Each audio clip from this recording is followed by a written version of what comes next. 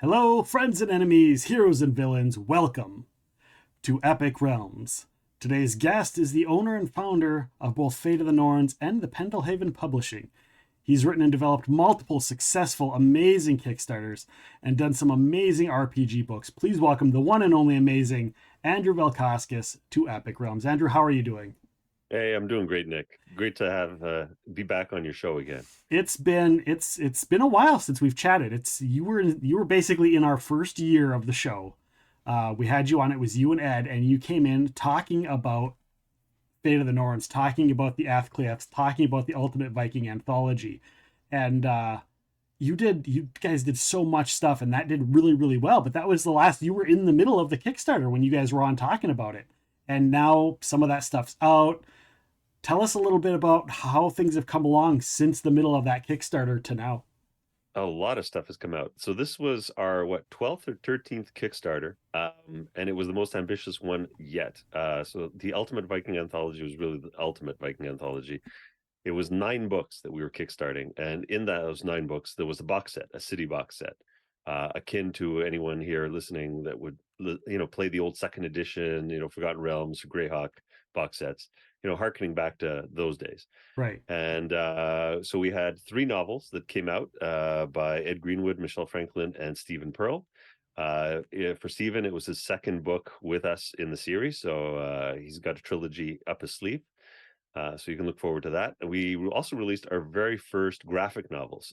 So one of the really cool things that we've got in our genre, like with Pendlehaven, what we do is a lot of history and mythology. Mm-hmm. And there's some Icelandic sagas that are just absolutely brilliant. But unfortunately, some of the academic translations lose a lot of readership. It's like people just can't hold their attention. So what we decided to do to really portray these amazing stories to the biggest audience possible is to turn them into graphic novels. So one of them was Erbiga Saga, which I think is my personal favorite from the Icelandic corpus of books, and then we did a chapter from Egil Saga, which is a very large saga, but we took one of the most dramatic scenes and turned that into its own little 38-page graphic novel.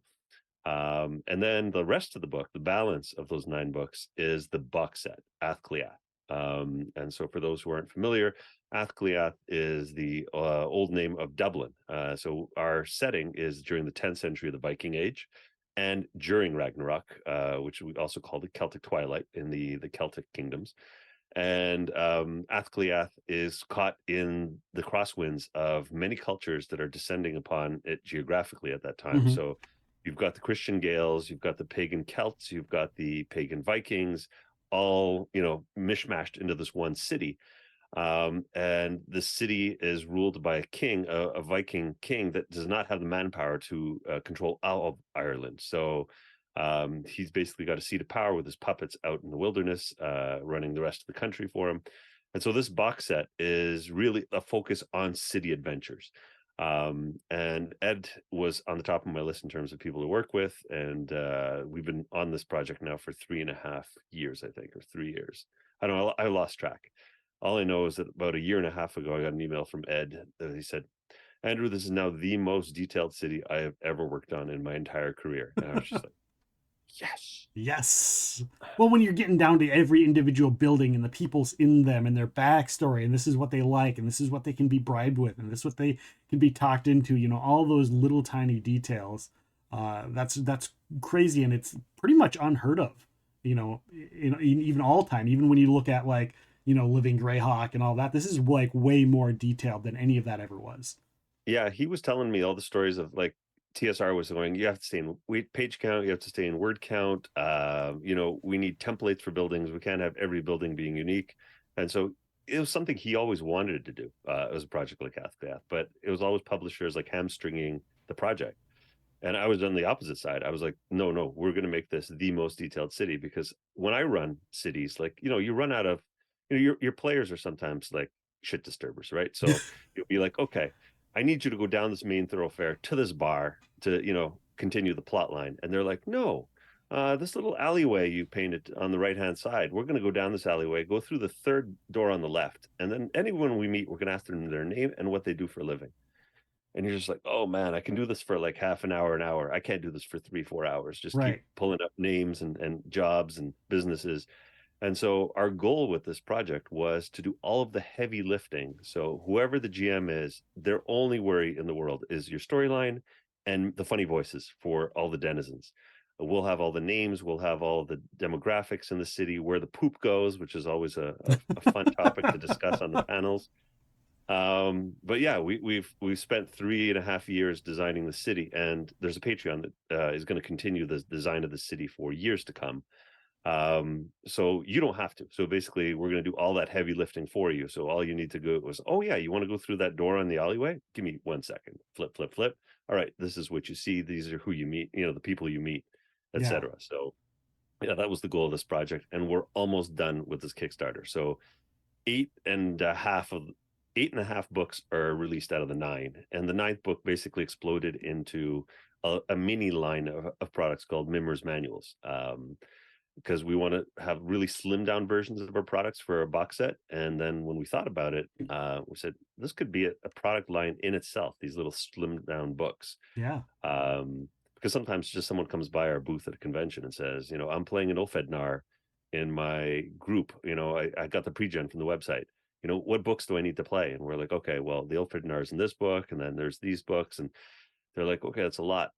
I'm a player. You know, I don't want to invest in everything. I just need what I need to play. And we're like, okay, now we're going to have those. And Nice. that's what Mimmer's manuals are going to be. That makes it nice and easy for people, especially for people because, some people can't fork out, you know, 20, 30, 40 bucks for an RPG book when they only want 5 pages out of that book. Like, can I just Yeah. borrow that book and copy them so I can whatever? And now they don't have to. Now they can support the product and get the, 5 or 6 pages that they need for exactly what they want. That's a really cool idea. Well, it's a little more than 5 to 6. The archetype booklets are about 20 pages Okay. each. But not Because we like give you, 500. yeah, no, yeah. But we give you, like, you know, the history, your options, all your abilities and powers. So it streamlines your character creation process around the table, because if you've got one of those old style, you know, big books like what we released and a lot of other publishers release, and if you've got 6 players around the table and everyone's making characters at the same time, you've got that one book just hovering around, just going around and around and around. Someone's like, okay, I'm waiting on the book. I need the book.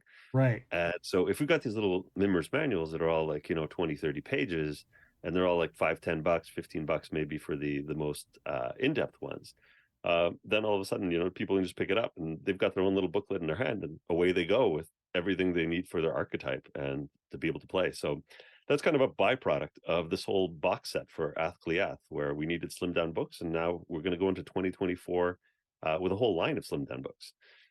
That's awesome. And that's just like after the fact, you're like, hey, this is a great idea. Let's do this. So it wasn't necessarily part of it, but now it's because of it. I wish I could claim that I was the mastermind behind the whole thing, but no, that was just a hindsight thing of looking at them going, wait a minute, on their own, these things could actually be very useful for a Yeah. gaming table. Yeah, for sure. And again, for people, people at cons, because you go to a convention, you and I hung out and chatted a while at Gen Con a year before last. And, you know, I only went to Gen Con with so much money. I couldn't buy all of the things. I couldn't support all of the everything. So when you get the option of being like, okay, well, I can't afford a 30, 40, whatever dollar book, but I can afford a $15 book. I can afford a $10 book. I can Yep. afford to, pick up a little novel or a graphic novel or something. Those are infinitely better for the consumer to be able to go to a convention and be like, hey, this is what I want. This is what I want to spend. So that's super awesome. And your display, by the way, at these conventions, I go in there every single time. I see pictures online. I'm there in person. Your display stands out amongst the crowd. You can walk by and see it and go, that is cool. Whatever that is, I got to go see what it is. The art's Thank you. great. The colors are great. The look is great. Who's behind that whole setup in your convention setup? So I'm the art director. I wear many hats, so I do a lot of stuff at the company, but also I go on the wild hunt once a year looking for artists that are going to fit our aesthetic, Mm-hmm. because I'm very, very picky in terms of what we do. So we get, you know, dozens, if not, you know, hundreds of art applications throughout the year from artists that want to work with us, but we're very, very, you know, on point when it comes to the branding of these old books, to the point where I even piss off some of our printers where they're like, everyone's going to glossy paper. Why the hell are you guys still on matte paper? And I'm like, no, I want that old parchment feel. I want those colors, kind of saturated into the paper. Right. I want you to feel that our books are taking you back 1,000 years. And so it really comes down to our artists that are, the superstars here that draw everyone into our booth. Because I do see that double take and triple take, as people are like, what is this? Yeah, And because they're a lot of people completely have drawn blinders in on by when they the art. walk when they're in conventions. Like, Yeah. I want to go to this and I don't see anything else. Yeah. And then we get people just do like, what is that? And yeah, it's the art. I mean, we've got a lot of, I think, a half a dozen regular artists that we're working with, and every convention I sign like one extra artist that really fits our aesthetic. And so that's part of our brand, is to make sure that all of our books come out like coffee table books. We want to be able to, some people I've had non-gamers buy Denizens of the North because they're just flipping through it and they're looking at the art and they're looking at all the stories and the history and the mythology, and they're like, I want this. And I'm like, oh, you play RPGs, you probably need the core rule book first before Denizens of the North. They're like, no, I don't play. I just love the art and I love the stories that you got in here, so I'll just take this book. Yeah, that's awesome. That's amazing. When you're going to these conventions, how do you pick? How do you pick which conventions you're going to, and then what's the process? Because with a display like that, there's got to be a thought like, okay, we need this many of this. This is where we store these. How do you haul it? How do you move it there? How do you set it up? How do you figure out who's doing what? So I'm blessed to have a convention crew that I've been with now for almost a decade. So we there's other exhibitors that almost look over at us and they're like, how do you guys not even like talk to each other on booth setup or tear down? It's like we've done this so much that everyone just knows exactly what to do as soon as we get there. Inventory count, all of that. But we're lucky, like, to one of your questions, how do we get our stuff there? So we're lucky to be working with Studio 2, who is both a publisher and a distributor and a warehouser. And they ship our stuff for us at very economical rates because they're always shipping stuff. So they've got really good rates. So shout out to Jim and Eric and the crew there. And so when they show up to shows like Gen Con or PAX Unplugged, they just bring our stuff on the truck and they just drop it off at our booth. So I mean, we couldn't ask for a more convenient way to set up our booths. As to your question on which conventions we choose, it's different every year. So during the COVID, like when we were talking before we started, during the COVID years, we couldn't go to any conventions, and it was Right. very painful. So when 2022 opened up, I was just like, any convention that invites us, I'm going to say yes to if there's no conflict. And so we did 16 shows that year. Uh, Small conventions from 1,000 maybe attendees all the way to like fan expos and comic cons that are like 50, 60,000 attendees. Yeah. And then this year, my health and everything else kind of restricted us to doing 5 or 6 shows, I think, this year.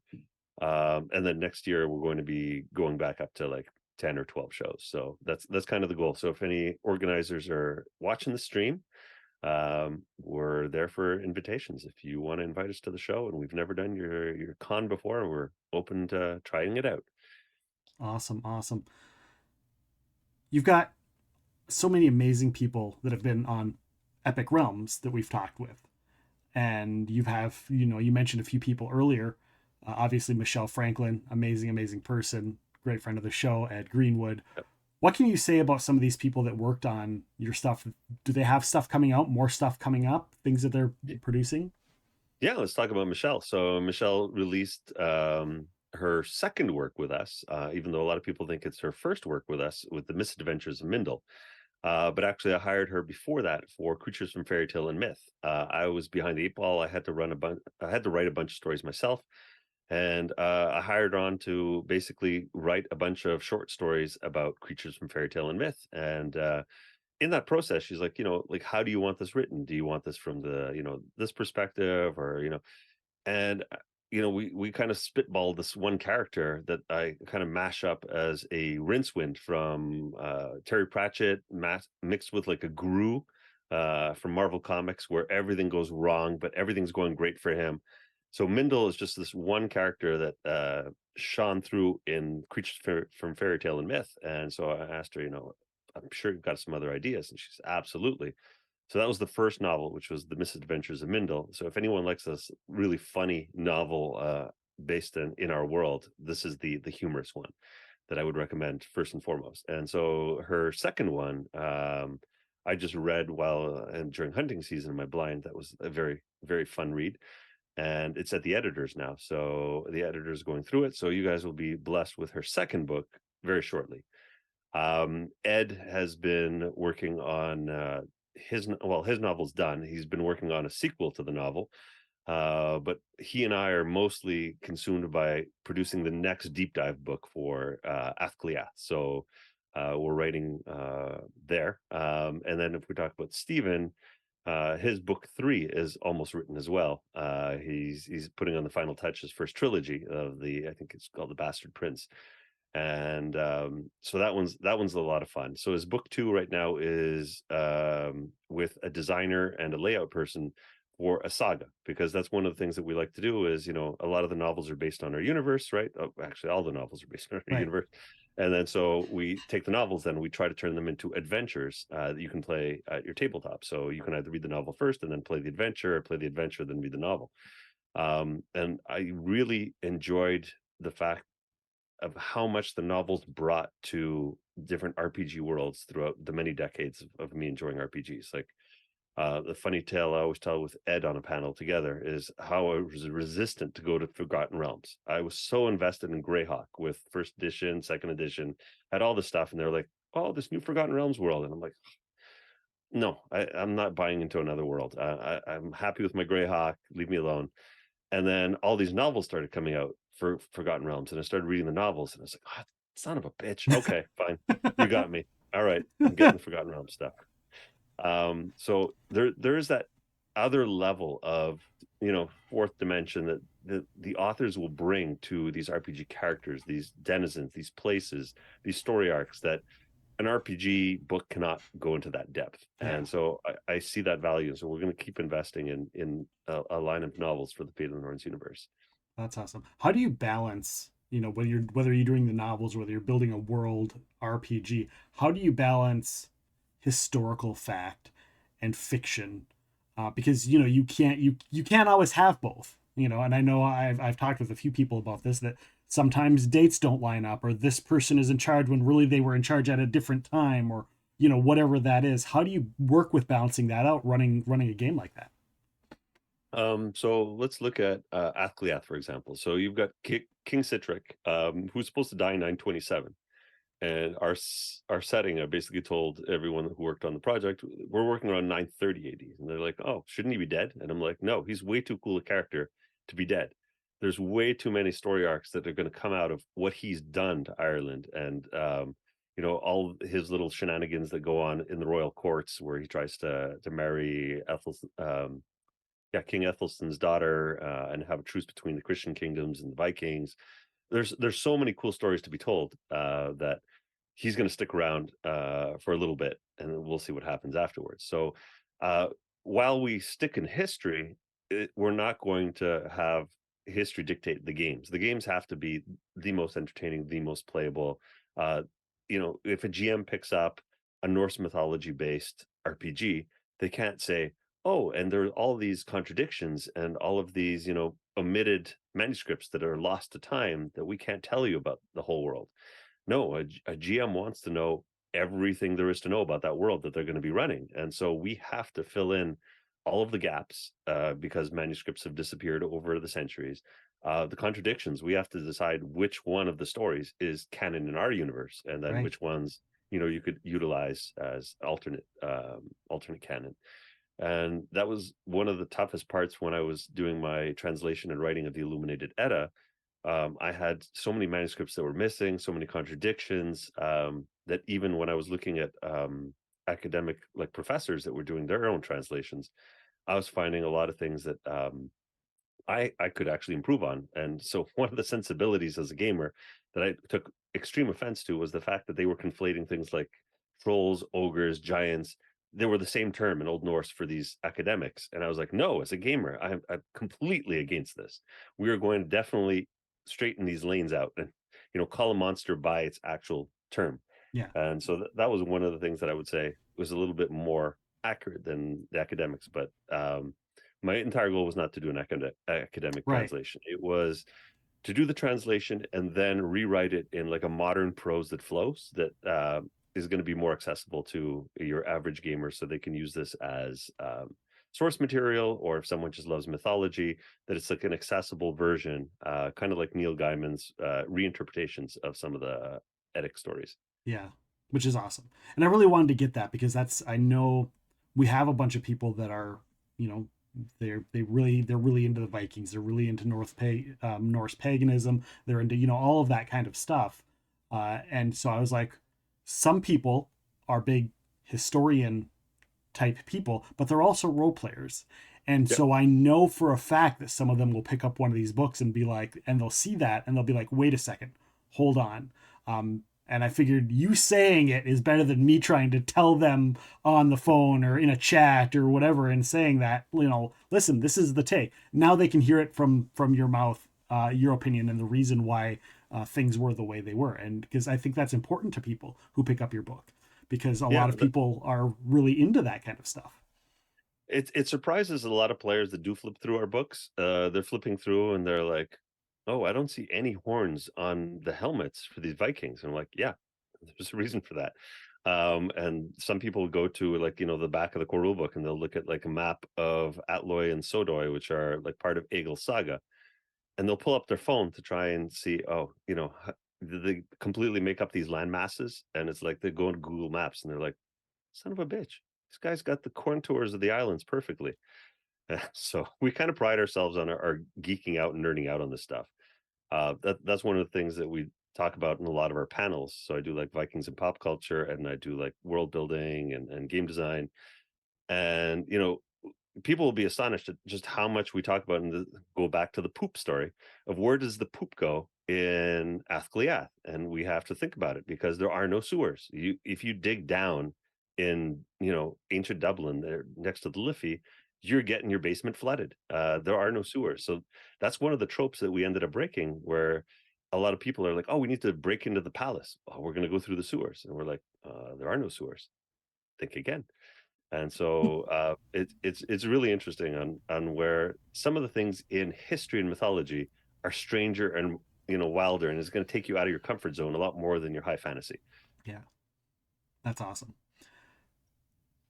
So speaking of pop culture and things like that, you talked about doing these panels. How do you think pop culture in the last couple of years? I mean, we've got, almost every Renaissance festival in the North America now has a Viking troop or a Viking group. You've got the Vikings TV show. You've got video games such as Valheim, Assassin's Creed, mainstream games that are super popular, millions of, sometimes even billions of downloads or purchases. You even got the WWE has Vikings as characters on there. How I does didn't know stuff that. like how does stuff like that do you think affect your company and Fate of the Norns? It's been a really positive response, because I mean, one of the funny anecdotes is we were at Fan Expo Calgary, and this one guy completely dressed up fully in Viking garb, and fully, the face with the woe and everything, shows up to our booth. Like, wait, what? An Edda? And he starts flipping through and he said, oh my God, this is gorgeous, with the artwork and everything. And he's like, I got to pick this up. And I'm like, hold on, let me take a picture of you. Like, what's your story? Like, what's your get up for? And he's like, oh, I'm part of the Sons of Fenrir. We're like a reenactment group out of like BC. And there's a whole bunch of us downstairs. And so, I'm like, oh, cool. I'm going to have to go check you guys out once the hall closes. And he leaves with the Edda, and the next thing I know is just there's a constant stream of these Vikings fully dressed up just going straight to our booth. And it's just the Edda pile just disappeared completely within like one afternoon. And it was wonderful. Like, it's just meeting all these people that are super passionate about the subject. That's one of the things that I really, really enjoy. Like, we get a lot of people to come by the booth and they're like, I loved your panel on, Norse mythology. Can you tell me a little bit more about Freya? And I can talk, for hours about the subject. I love mythology, like everything behind me, and it goes on for like an entire wall here is mythology books, from Norse to Mesoamerican to Celtic to Japanese, you name it. I love it. So I can just talk for hours. And I know you've got a question that you wanted to load for the season, which I You think I'll be ready for. you're gonna be ready for it. Well, let's Yeah, do it we'll right now. Let's do it right now. Let's get it out of the way. Let's get it let's out get of it my out of the way. system. Out of the Okay, system. go. Is Odin Santa Claus, and why or why not?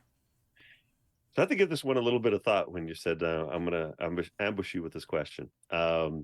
So Odin definitely has some relation to Yule, because he one of the things that's really known about Odin is he was the god of 1,000 names. Wherever he traveled, he would travel with a different name, and one of his many names is Yulnir, and so the etymology is straight back to Yule. But I'm going to let your viewers decide if he is a direct inspiration for Santa Claus by talking about the customs of Viking myths during the Yule season. So there were definitely several days of the Yule season. So the debates are, depending on where you were in Europe, whether you were in Scandinavia or in Germany or in the British Isles, it was 3 to 12 days. And during this period, you would get family and friends over to your house, and you'd want them to get there before sundown because the wild hunt was afoot. So the Yule period was the period where the barrier between worlds was the thinnest. And so this would be the period where Odin and his Valkyries, his Einherjar, would ride and look for the souls of the dead.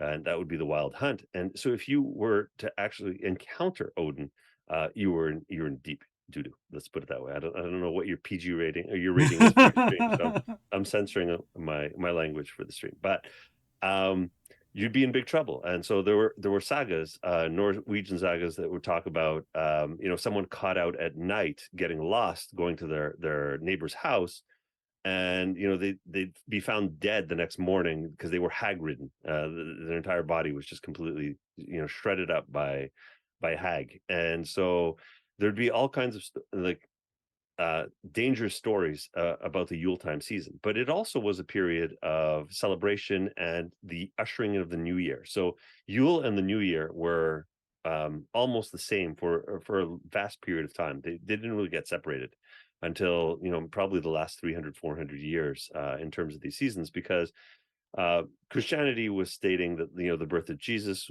was something that was mutable. Some people are Yeah. saying it was in January, but they said it was with Hakon the Good, where he said, you know what, we're going to piggyback on the 25th of December for the season. And so we can actually have unification of beliefs and some cohesion in our society. And in that period, you'd have all kinds of really interesting practices where you'd have things like where you'd swear on a boar what your accomplishments would be the next year. And Okay. so not just Odin, the boar would be referencing another very important god, Frey, because Frey's chariot was pulled by goats, Yeah. Right. not goats, boar, sorry. Right. Right. Right. And so everyone would put their hand on a boar and they would state what their accomplishments would be for next year. They would boast in terms of I'm going to marry so and so, or I will conquer such and such region. And this was also a period of reflection with your family, and so there would be places set aside where the spirits of the dead would come and sit down at the table and they would partake in the Yule meal with you.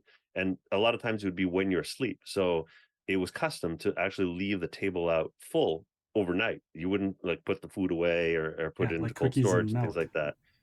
um and so there was all those things that Odin and the Yule period from the Vikings gave to us as traditions moving forward. So some of those that I just mentioned, my grandmother kept when I was a young kid. So I'm Lithuanian, and we would have kuchas, which is like Christmas Eve dinner. And Christmas Eve dinner would be 12 dishes. And so the 12 dishes, I think, might have some symbolism with not only the 12 apostles, but also those 12 days of Yule.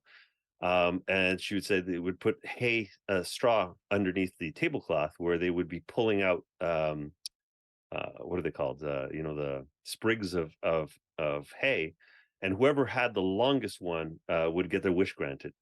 And then we'd also set aside one plate, one seat at the table for those that passed away in our family. And so this tradition, that we're talking about that was like 1,500 years ago was carried on till like the 80s, 90s, and so on, which is really, really interesting. And then, I can go into the Celtic ramifications of, or inspirations, not ramifications, for Christmas, because that's another big one of our settings, one of our big settings, not just Vikings, but Right. there's Bera, which is the goddess of winter. And so there's a whole story of her being jealous of Angus trying to marry her daughter. And so he was the Lord of Summer. So you'd have summer and winter, the seasons battling each out in terms of who would get the upper hand. And so she ended up asking her daughter, just so she wouldn't get, out of the house and meeting up with Angus. She goes, can you wash this brown cloth and make sure it's white? But it was stained brown with dye. So there was like an impossible mission for her. And then, Father Christmas shows up, or Father Winter, and shows up and puts snow on top of the cloth and turns it white. And so she can actually fulfill her quest. And so there's so many, I guess, tales from Father mythology. Christmas. Well, I see. Yeah, I see what you're exactly. doing there. Yeah. Father Winter, Father Christmas, Saint Nick, which is from Netherlands. Even Santa Claus, I think, is short for Saint Nick, in Old English, I believe. But I mean, there's so many different stories and mythologies that add up to what we celebrate today, in these days, that, we can go on. We can do several episodes. Right, You right. know, So but the based long on what I story is said, short is, audience, you get to decide. Do your research, exactly. look up and make your own decision. Because Andrew doesn't want to commit to one direct answer. Well, it's yeah, it's not clear cut. It's definitely, if Odin had some influence, it was derivative. He became someone else became someone else, someone else became someone else, and then we've got Santa that Coca-Cola ended up marketing. Yeah, yeah, they did that whole thing. I used to work for Coca-Cola, and they're like, "We invented Santa Claus," and I'm like, "Not really. You created the modern imagery of what modern Santa is, but other than that, no." Yeah. All right. So you've got all kinds of products. You mentioned to me you don't even know what sleep is. Actually, it was me saying you need to sleep, and you're like, "What's that? What's I a don't know day what the off?" sleep is. Don't even know what that is. You got all kinds of stuff. You've got a new Kickstarter coming up. Yep. What can you tell us about that? Do you know when you're doing it? So as soon as our last Kickstarter is done, so one of our philosophies at our company is we do not launch a Kickstarter until the previous one is done. Okay. And the last one was a beast, and so we're almost done. As soon as that one's done, we will be putting up the page for the next one. Okay. And throughout the year, I basically was asking everyone that was coming by the booths at our conventions, in terms of, you probably have heard us talk about all the projects that we have in our pipeline, and which ones are you the most excited about. And what came out by, PAX Unplugged was the board game. People just keep asking us about a board game, the Chronicle of Kings. And this has been in the works for a very long time. I'd like to say 6-7 years. This board game has been in the works. It's a big box board game. We're going to try to fit in the smallest box possible, because as a publisher, when I look at Madara, my heart hurts, because it's like a 22-pound box of board games, and I just think of the logistics of shipping it and the costs, and oh my god.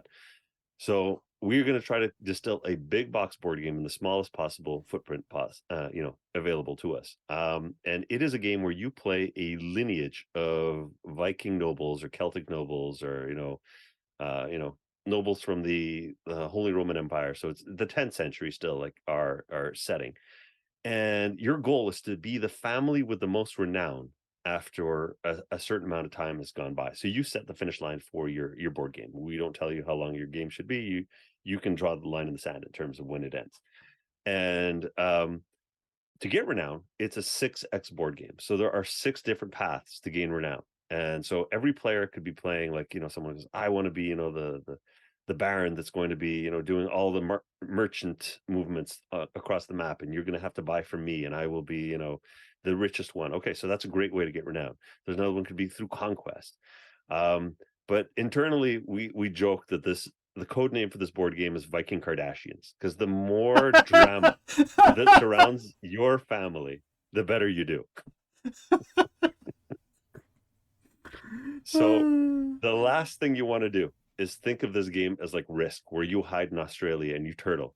You want to be like, if you're the first one to drop your tokens down to pick spots on the map, you want to go right in the center, because anything that's happening to you, whether it's good or bad, that drama is going to give you renown. Okay, nice. What was the inspiration for this game? Like, who sat down with you? Who did you come up with it? Was it a group of thing where you having a couple of drinks at a table and go, you know, it would be a cool idea? Like, how did this come about? I think someone said, I wish there was a Vikings Twilight Imperium. Okay. And I didn't want a 13-hour board game, but I liked the sound of that. I said, you know what, it'd be really cool to have something of a grand epic scope where you are working through not only like one generation of nobles, so every single time all your actions are done at the table, the timeline fast forwards 15 years, so you put Oh, age markers on all of your nobles, so you see the writing on the wall that, oh boy, these guys are going to die. And so, either of old age, of violence on the map, whatever happens, there'll be assassins sent by other players and things like that. And so, you need to plan, what are your successions? Like, who is going to be your firstborn? Who are they going to marry? Who's going to take over the throne? How's this going to get managed? And so, we wanted this of epic scale, but without the little minutia. We the last thing we want to do is a game that takes you an hour to set up. So that's one of my pet peeves. Like, when I look at my board game shelf, I'm like, oh, I really want to play this game. And then I look at the box and oh, sigh, my shoulders drop, and just like, oh man, that's like a 35-minute setup of that board game. yeah, I'm like, let's play something else.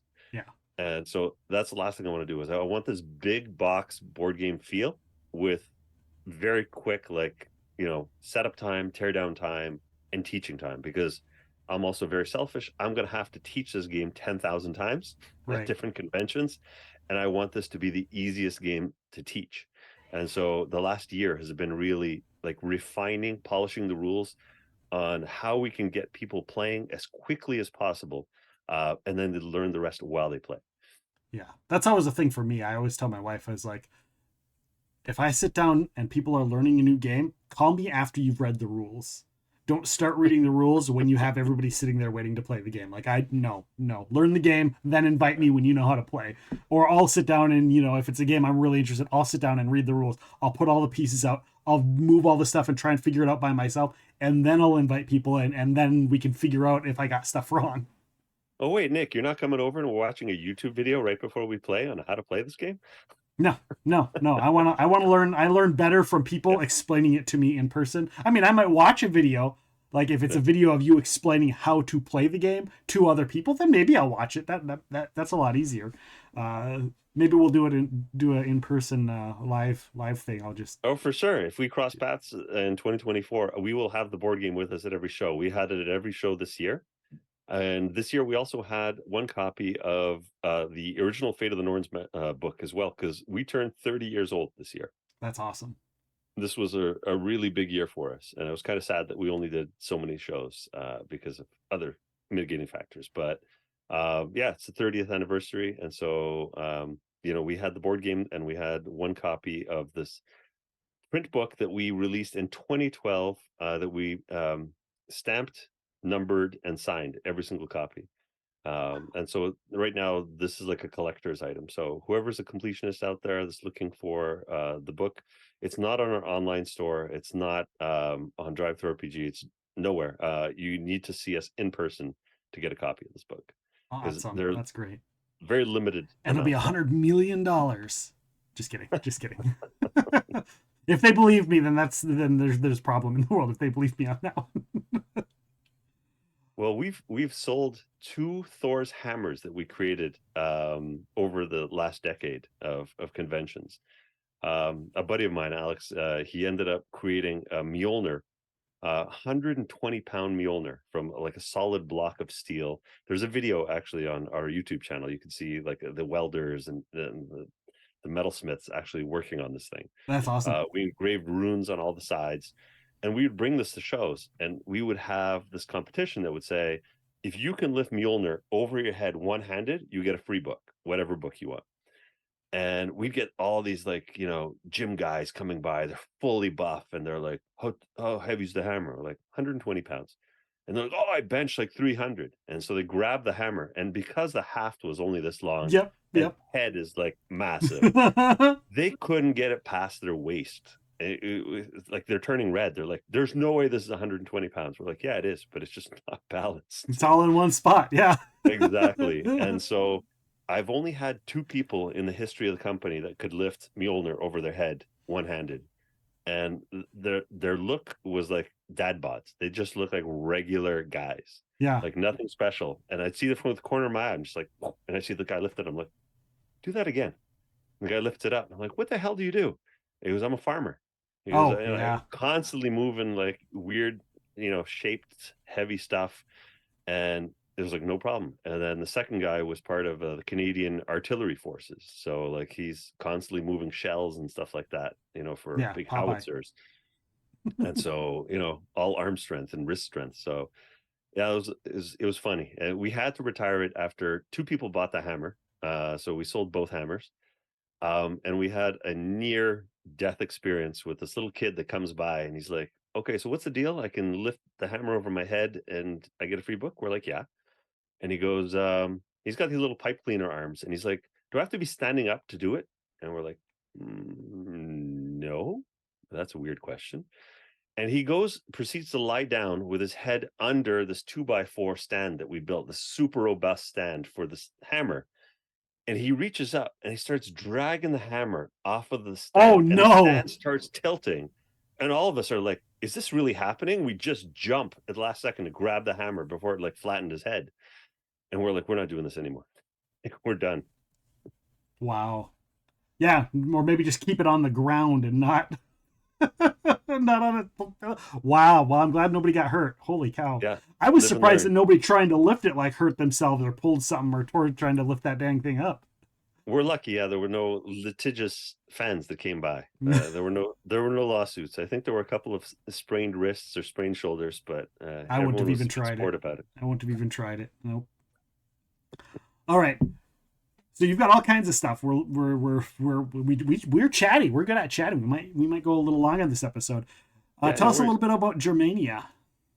Oh yeah, Germania. So see, I was going to talk about Nick when we were talking about all the authors. When I was talking about Michelle, Stephen, Ed. So Nick is an author that I partnered with to do Germania, which is a prequel setting to our Fate of the Norns setting. So instead of being set in the 10th century, it is actually set in the first century, so 15 AD to be specific. And it is the Roman Empire with the Germanic tribes clawing at the gates. Okay. And so what we've been working on for the last year, 2 years, is two sister books that would be two independent RPGs. So one of them you can play the Germanic tribes, Okay. and you get to play archetypes that are Germanic tribes. You get to worship, Nerthus and all the Proto-Germanic deities, and you've got everything that's written in Old Germanic or Old Norse. Okay. So that's one of our challenges right now that we're going through, is we're reaching out to all kinds of linguists that could help us reconstruct what the names of any of these tribes could be in Old Germanic or Old Norse, because the only written texts that we have to go on are Roman, and that's everything in Latin, right? And so Right. to get immersion for that book, we don't want to have Latin names for all the tribes, all the locations.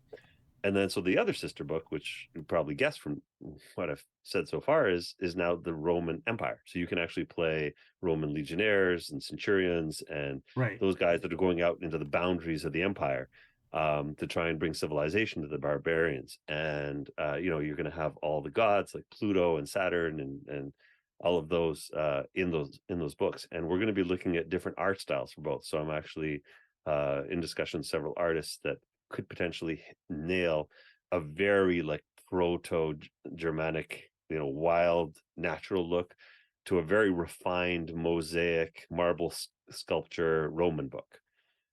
So definitely the look and feel for both books is going to be very, very different. It's going to be based on those cultures, but both of those RPGs put together is going to be that prequel setting. Okay. Cool. And what about there is two card games you also mentioned to me. You want to tell us about That's right. those two card games, because those both sound right up my alley. All right, so we'll talk about the one that has been in the works for quite some time, Okay. and we're trying to slot it into a Kickstarter. Is The working title is Ragnar Shots. It's a drinking card game. Yes. And so you're playing Valkyries that are trying to get the souls of the most valiant fallen warriors to Valhalla. And the other players are you're trying to throw hurdles in front of them. So they're just picking up duds in terms of warriors off the battlefield, where you're trying to get the best warriors. And so there's a lot of humor in there. There's like Loki's trick cards that can go in there. And it's a perfect drinking game. Like it's a game that we want you to be able to play in a bar. You don't need to play this at your gamer table setting. You Right. can just stick this in your purse, in your back pocket, and bring this to any drinking event and have a good time with really simple rules. The other game is very, very different. It is Vigrid, and this has also been in the works for a good 5 years. A handful of years. This Yeah. is RCCG, collectible card game. And so it is set in the final chapter of Ragnarok. So this is where the gods and the giants all descend on the plane of Vigrid to have their final battle. And so if you anyone here plays Magic, it's kind of like Commander, where you've got like a central god or Jotun or a central figure that you're building out your army with. And all the cards are hexagonal. So every card has 6 states. And so there'll be, events in the card game that'll tell you, like, if the character takes 2 damage, you take them two slots. So if you ever played Mage Knight or Hero Clicks, it's kind of like that dial at the bottom of Okay. the Okay. figurines, but it's in card format. And so you play on a hexagonal grid, like a honeycomb grid. So everyone gets a play mat with a honeycomb grid, and so your champion goes right in the middle. Your units go around the sides, and then relics, lands, and everything else, enchantments, go around the outer rim. And it is a game that is asymmetrical, and it's deck building. You build your own decks, but it also has two innovations, which I've been a long time Magic player since like '93, since Right. I think the first Gen Con appearance with Magic. And the two things that I couldn't stand about the game was, one, the mana curve. So if you're mana flooded or mana short, it's like you're like, why are we even playing this game? Like, it's a blowout. Yeah. Like, we're Yeah. wasting time. Let's reshuffle and play again. And so the resource management is very controlled. So you get, as a player, you can either choose resource cards or your actual like playing cards. Okay. At the start of your turn, you get to draw 2 things. You choose which 2 things you want to draw. So that kind of fixes that issue. And the other one is, I'm always a big proponent of like multiplayer games. I love games where it's just not one-on-one or not solo, but you've got like 5, 6 players at the table. Yeah. And The with big games like chaos games. Commander, if someone dies in the first 10 minutes of a Commander game, those can go for like an hour and a half. And so what's the poor schlep supposed to do? Like, sit around and wait for the game to end? So the game design of Vigrid is everyone plays until their victory condition. So there's no elimination. It's until somebody wins. Okay. So you've got quests that are open resources that you're going to put, 2 quests that are going to rotate. And every time you hit one of those objectives, the card's going to rotate. So you can see how close every player is to their win condition. And so you can try to, like, throw hurdles in front of them and things like that. And then I guess there's a third innovation that we put in there, which is a single player mode. So you get to play against Hel or Nidhogg, like one of those iconic big bad characters from our universe. Right. And you can build a deck and work against this AI deck, which is really hard to beat. And so you get little bragging rights if you can beat, Hel at tier 1 or tier 2, and things like that. So, and you can even bring Hel or Nidhogg is I guess, an AI player at your multiplayer table as well. So you can have like a one-on-one, but also throw in the single player mode character and playmat into the game. So it kind of mixes things up for the players. So it's got some nice I think innovations in the space that haven't been done yet. And the one thing that we're kind of waiting on is, I want to release this as an analog game, so the card game, which is already done, but also the video game, the version that's going to be played on phones, on PCs, on consoles. And that's been in the works for the last year with a lot of like hiccups. So that's the reason it's not the next Kickstarter. There's still Yeah. some work to be done on the digital side, but I would really like to release this in both digital and analog format. Do you plan to build it coming out as, like, if this is your starter deck, and then you go and buy like booster packs and stuff like that to throw in there? Yep. So I've got a lot of friends that really like LCGs, like fantasy flight games, like the Arkham Horror card game and things like that. So the LCG format is we're going to release a box with all of the pre-made decks that we've been testing for years in there. So you can just have a well-balanced experience where everyone just grabs a deck and plays from that box. You don't need anything more. You're done. But we're also going to be releasing a booster box series. So you've got 120 cards in the main set. You're going to have additional cards, I think 80 cards in the expansion, which is going to be in the booster boxes. And that's for like a draft experience, or if someone just gets the dopamine hits of cracking Yeah. booster packs and things like that. So we want to hit both types of players. So you can end up having, your experience of like, I just want to dish out like $60 for 6 decks and I'm done. And have people Or, over and everybody can just play out of that box. yeah. Yeah. And if I want to expand my experience with the extra 80 or 120 cards in the booster packs, I can do that as well and add that into my decks and customize my decks. So yeah, both experiences is what we're aiming for. That's awesome. What about planning for future expansions, if you will? Do you have certain things like here's a symbol on the cards, and we'll get to that maybe in a future expansion, so that when you come up with that or when you release that, it'll be backtracked, or will it just be like, nope, the other stuff just doesn't have these new features that we have in the new expansions? Because I always see that in games, people won't plan ahead, and then they have to go back and retro do all the other ones to fit in with whatever, or they have like side parts that are separate that you can then add in that they have to rebuild. What is your plan for that? So quick shout out to my friend Assad who ran a Genesis card game until last year. He's been a really good mentor in terms of the space because he's been doing his collectible card game for 4 years, I think, since 2017, 2018, something like that.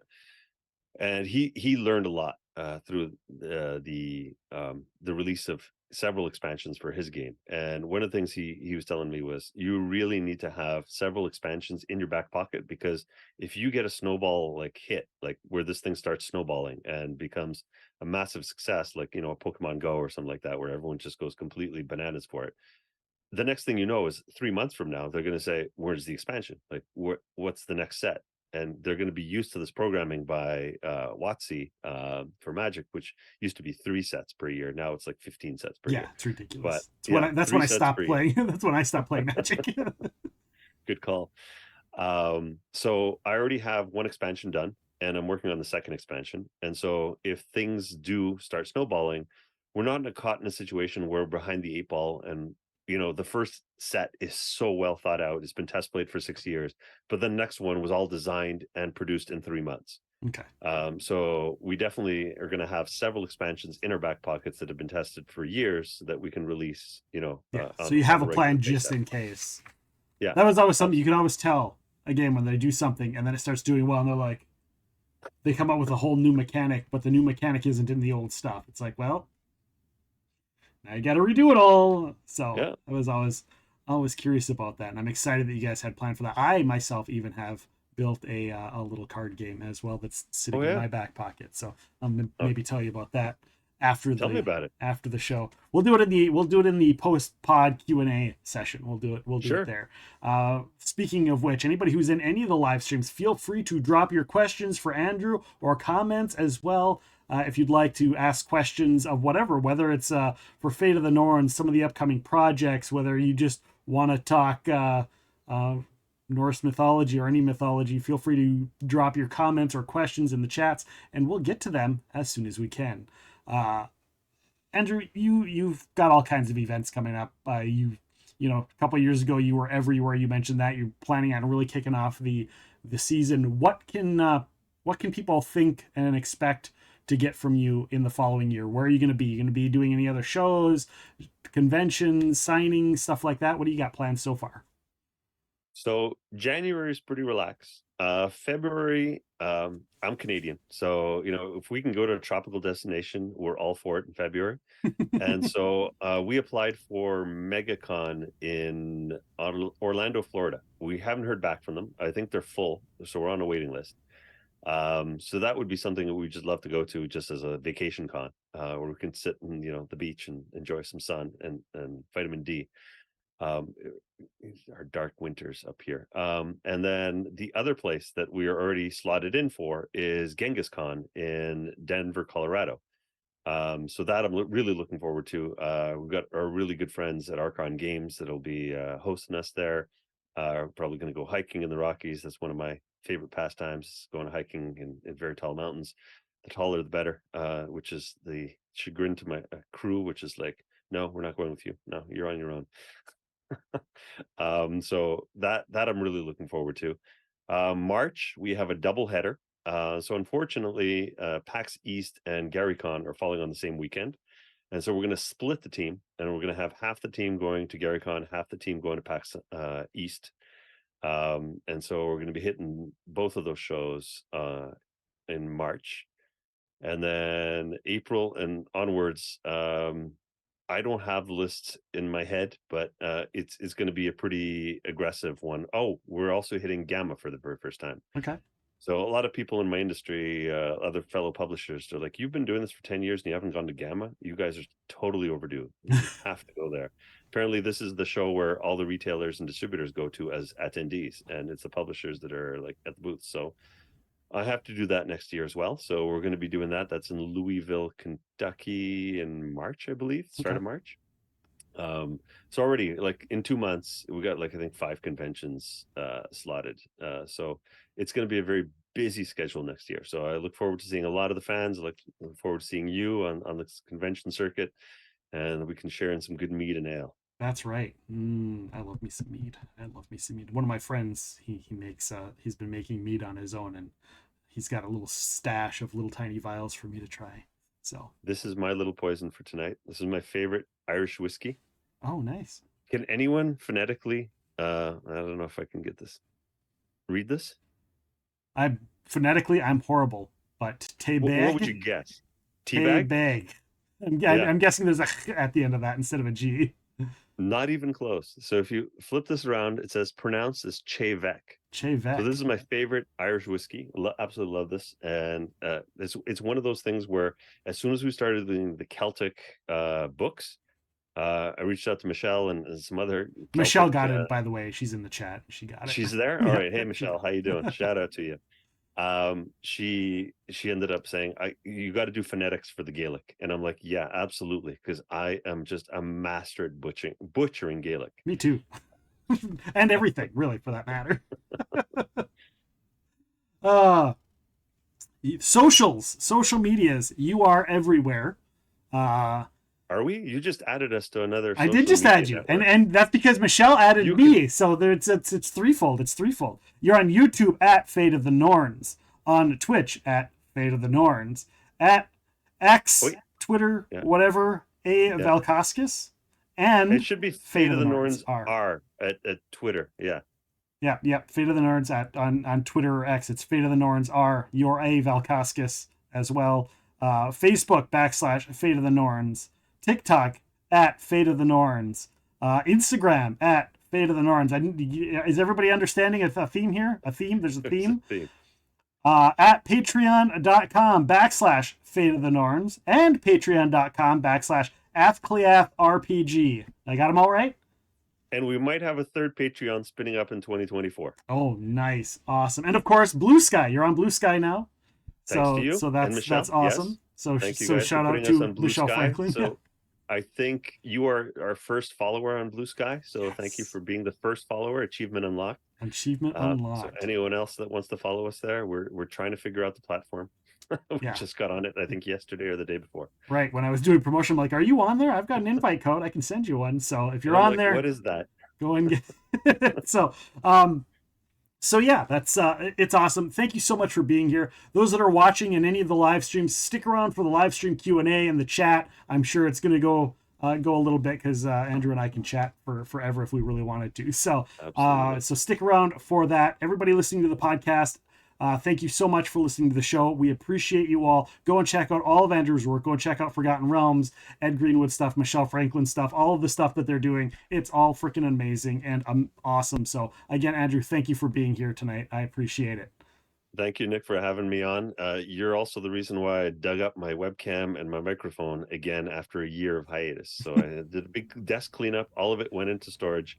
And because of this interview, it came back out onto the desk. So I think we'll be firing up our fireside chats and things like that in January again. That'll So be look awesome. forward to our YouTube and Twitch. And I think I'll probably hit you up, Nick, for some tips on how to get all of the streaming working as efficiently as possible on as many platforms as I possible. will do whatever I can to help you out. I'm always here, my man. I Always here. appreciate it, man. Everybody listening, thank you so much for supporting us this year. We're going to be returning after the new year. Our next episode is actually going to be on January 15th. We're going to be joined by paranormal researcher and author Amelia Cotter. We're going to talk all things about hauntings in the world, her research, books, and more. That's going to be live January 15th. The podcast will be available on the 16th. Also, one of the best board game designers out there, Corey Koneska, is going to be joining us, as well as Mike Mason from Chaosium Games, Call of Cthulhu. He's the lead designer over there. So many more people next year. We've got so many people in the amazing lineup. So please rate, review. All those ratings and reviews really do help us so much. So please do me a solid for the holidays. Go over there, drop us a 5-star review. It helps us and it helps our guests. So thank you so much. From Andrew Valkauskas, I am Nick, and thank you for listening to Epic Realms.